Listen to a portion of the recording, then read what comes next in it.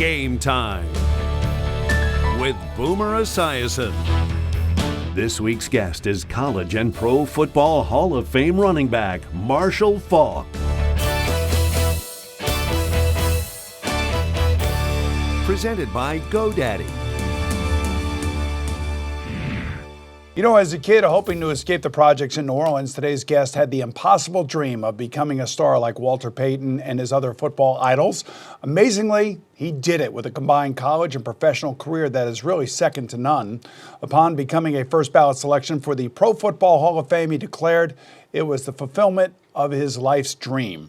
It's my pleasure to welcome one of the greatest running backs of all time, a buddy, Marshall Faulk. Marshall, great to see you, man. Thanks for having me, Boone. It's great to be here. And so let me ask you, let's start with you in high school. You grew up in the Ninth Ward of New Orleans, and we all know about the Ninth Ward after Katrina and everything else, but not really a safe place to grow up, I would imagine. And not at somehow all. You made it out of there.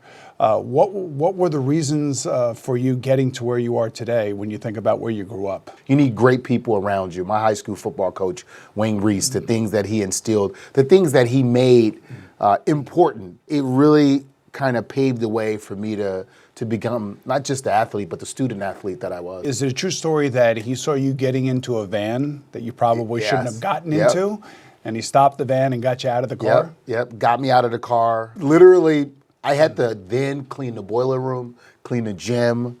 It was like 2 months of that every day. It was just, things like that. You don't really think about it. I was about to go joyriding. I was about to go have fun. Yeah. And he just helped me make a good decision. I was upset. Yeah, I'm sure you were. But I didn't understand at the time what that decision meant for me. Anytime I'm asked about coaches and what coach had the biggest influence on you, I always talk about my high school football coach, because at that point in time, I had no idea. He was the one who instilled in me, hey, you can go to college. You can get a scholarship to play football, go to college and get a college education and change the narrative for you and your family. Coming out of the Ninth Ward, I'm wondering, why doesn't, Marshall Faulk end up at an SEC school and become the next great running back at LSU or Alabama? But maybe you were too small. Maybe they wanted you for another position? Well, they wanted me to play cornerback. Come on. And you know what? Here's the thing, and this is how I always explain it. Things have changed in today's whole recruiting process. When I came out on offense, I played quarterback, running back, split end, flanker, tight end. On defense, I only played corner. I kicked, I punted, I held. So I did everything. But on defense, they got a chance to see me. I followed around the best receiver, cover corner. That's what I did. So it was easy for them to see me in that light. How did you find San Diego State? So there's a guy, and you've heard his name, Curtis Johnson. Yeah. He's the receivers coach down at the New Orleans Saints. He was at the University of Miami. He was the head coach at Tulane University. So he's been around. And he was actually at a game that I was the cover corner, playing against our high school rival, a guy named Ray Peterson, who also went to San Diego State with me. I was covering him. So he came to see another guy, and he saw me. You were the mistake. Yeah, and he saw me. And he watched me play and took the tape back to Coach Luganville, and he said, Al, listen, this kid is a game changer. And that was the relationship. Did he see you as a running back, though? He saw me as an athlete in a sense, and he saw me play different positions. And he said to me, I remember when we were talking, he said, I just know when you have the football, it's awesome. Whether you catch an interception, whether you return a kick. And that's how I felt about when I played the game. And so I took a trip to San Diego. Now, coming from the Ninth Ward in New Orleans, you get off a plane, you're like, I'm landing, I'm like, oh my God. This is paradise. I want to live here. Yes. I want to live here. That's all I knew. I wanted to live there. And you decided that was your place. That was it. And when you got there, where were you on the depth chart as a freshman? Oh my God, they literally gave me a scholarship. There was a senior, there were 2 seniors, 2 juniors, and there were 3 other freshmen that came in with me. That were playing running back. Yeah. You had that many running backs? In a one-back system. Wow. So where were you on the depth chart? I was last. All right, we're just getting warmed up here on Game Time. We'll get in some more reps with Hall of Famer Marshall Faulk right after this.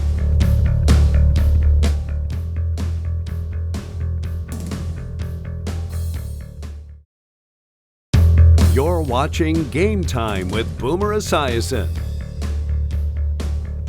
Marshall Faulk, number 28, running back.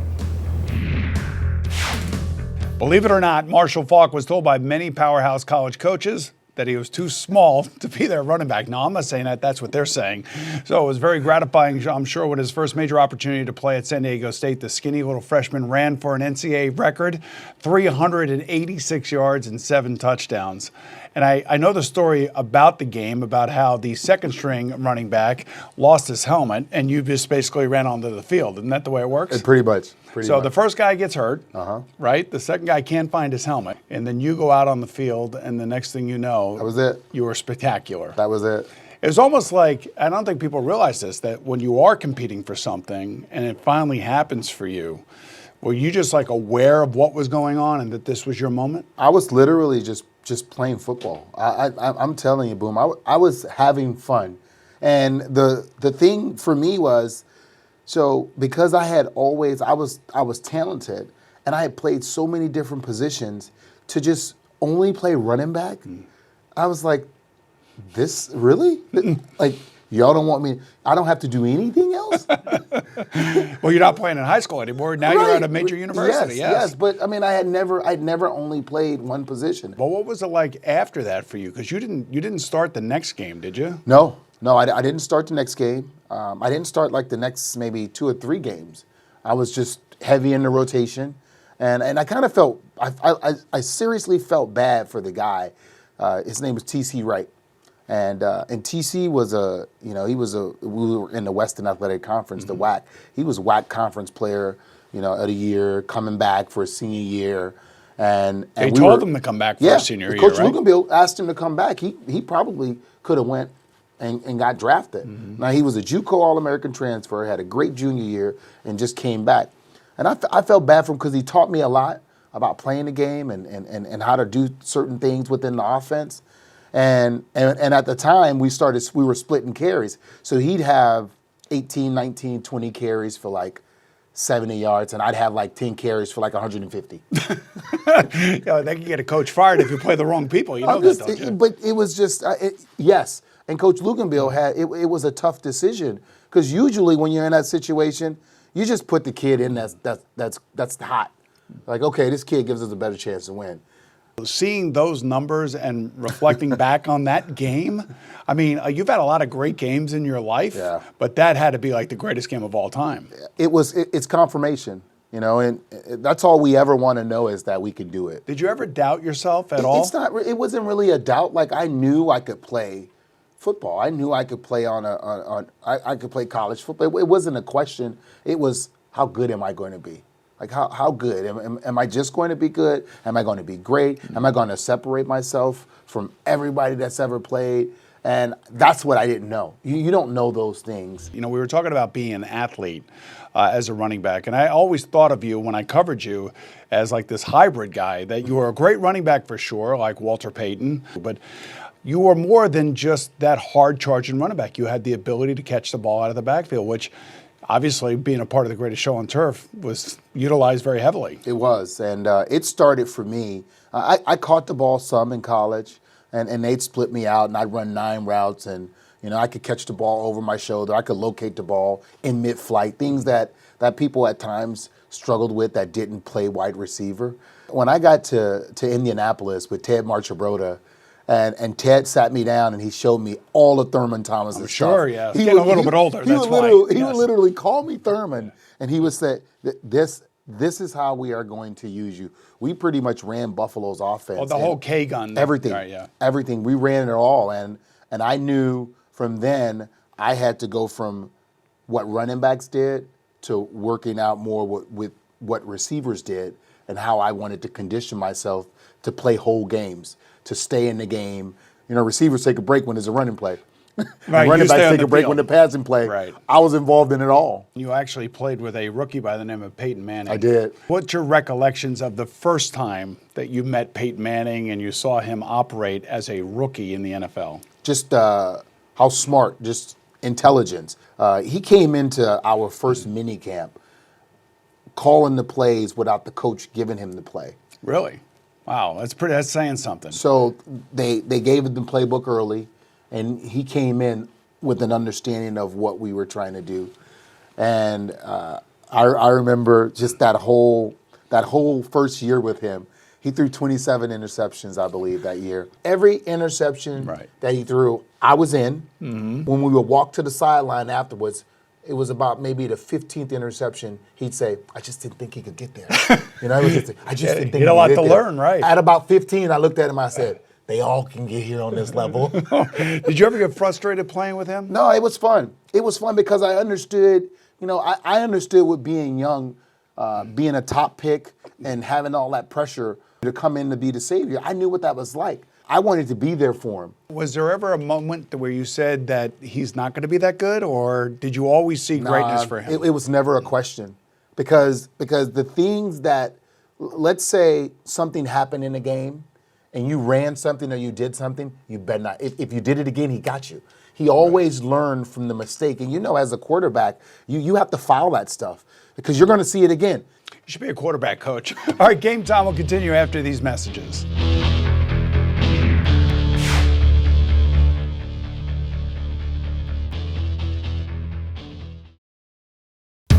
You're watching Game Time with Boomer Esiason.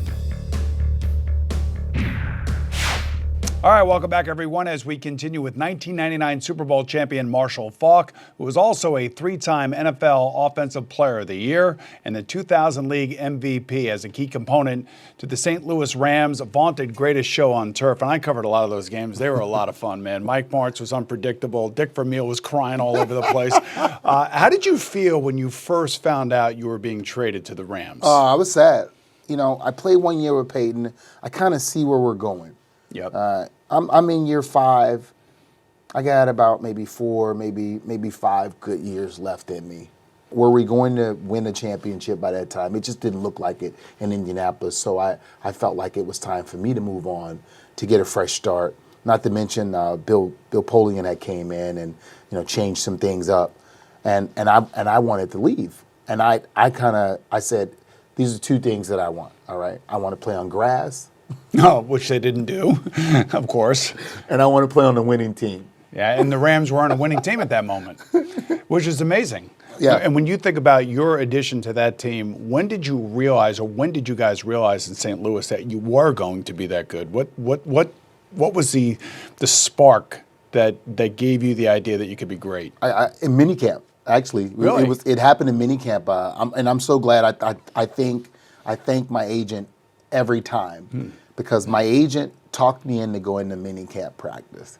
I just got traded. I was like, I don't want to go there. He said, do me a favor, go to minicamp. And I went, and I remember meeting Torrey Holt, Isaac Bruce, Trent Green, Roland Williams, Orlando Pace, Grant Windstrom. I'm talking like top pick guys. And we sat around, and it was just like, well, why can't we be a good team? And I'm listening to these guys. Now, we scrimmaged against them the year before, the Colts and the Rams. Right. We met because Dick Vermeil and Jim Moore are good friends. I think they were there at UCLA together. And I remember, I was like, man, these, they're pretty good. But for whatever reason, it just didn't happen for them. Yeah. Did you feel like they were trying to convince you to stay there and want to stay there? The only person that was convincing me was Mike Martz because he was the offensive coordinator. Right. And he was like, Marshall, here is how I'm going to use you. He showed me some stuff about the offense. He said, these are the things that I'm going to need you to do. It was just aggressive. Yeah, it was very aggressive. He showed me the playbook. It was aggressive. It was, and it was amazing. It was revolutionary, really, what it was. And it was speed on the outside. It was accurate quarterbacks. And lo and behold, who knew Kurt Warner was going to become Kurt Warner? Game. He really did. And he had the quick release. And unfortunately for Trent Green, he had to get hurt in preseason, which was really just debilitating for him. But at the end of the day, when you look at the track meets that you guys got yourself into, it was almost impossible for teams to stop you because of all those great athletes. So, again, it's the story of the athlete joining other athletes and becoming part of maybe one of the greatest offenses the NFL has ever seen. We'll go into the 2-minute offense with Marshall Faulk right after this. Game Time with Boomer Esiason is back. All right, back more with Marshall Faulk, and I want to get right into the big moments of your life, and of course, the Hall of Fame is one of them. But before that, Super Bowl 34. Yeah. So I did the broadcast of that game, and there you go. And I'm telling you, he comes this close to the end, and there's the big tackle by Mike Jones. I mean, were you guys worried that Steve McNair was going to pull that thing out? Yes, I was, but I was more worried because Jeff Fisher was a gambler and not getting a chance. Would he go for two? Because they could, it was tie or go for two. Right. I wasn't sure what he was going to do, and I couldn't imagine if they went for two, not having a chance to win the game. Now, that's when you play offense, you want to be out there. Sure you do. To win the game. You don't want your defense out there. When there's a game-winning play, and I was sitting at the far 30 on my hands and knees like oh my God, just looking at the play. When Mike Jones made the tackle on Kevin Dyson, and for me, Boom, I won championships in basketball. I won in baseball. I've been the best at track. I never won a championship in football. And you came from the 9th Ward out of New Orleans. Yeah. And here you are, the biggest stage, where the Super Bowl was. It was an amazing story. And then, even 2 years later, you're heavy favorites against the Patriots. Yeah. There's a story out there that there's the thought that maybe the Patriots were, filming some of your practices, prior to the Super Bowl and all that other stuff. Do you believe that? It's not whether I believe it, it's just what's out there. Right. And you hear what's out there. I mean, let's just say this. The information made its way to the commissioner, and then the commissioner said he watched it, and that's it. And they destroyed the tapes. That was that. Done. But they destroyed the tapes. Right. Here's the reality of it. I mean, we've been around the NFL long enough. Let's just say, oh yeah, we found out that they did. What are you going to do? Just put an X there? They're not going to give us the ring. Right, of course not. So it's not about, it's not about wanting to win. It's just, so what happened? That's half the time you just want to know what happened. Now, did we lose? Yeah, we lost the game. There were some things that happened in that game, but we drew up something. We ran a couple of plays that were, that we hadn't ran that year. I mean, I did a motion in that game, right, and they identified the motion as if they had.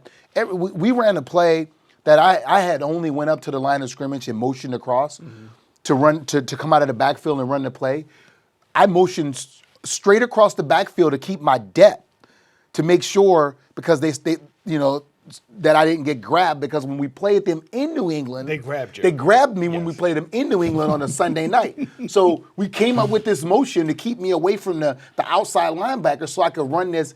And when they called it out. Did they really? They called it out, and Willie McGinnis waited for me, tackled me.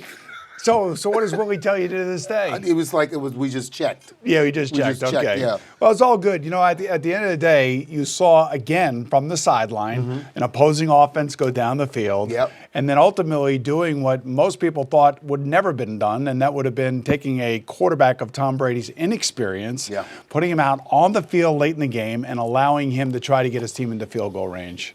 Now, you have both feelings. You had the win in Super Bowl 34, and then you had to watch that ball sail through the uprights in Super Bowl 36. Yeah. How disappointing was that? Oh, it was disappointing. Very. It happened in my hometown. It was disappointing. As the feeling of winning the last game of the season is euphoria. Yeah.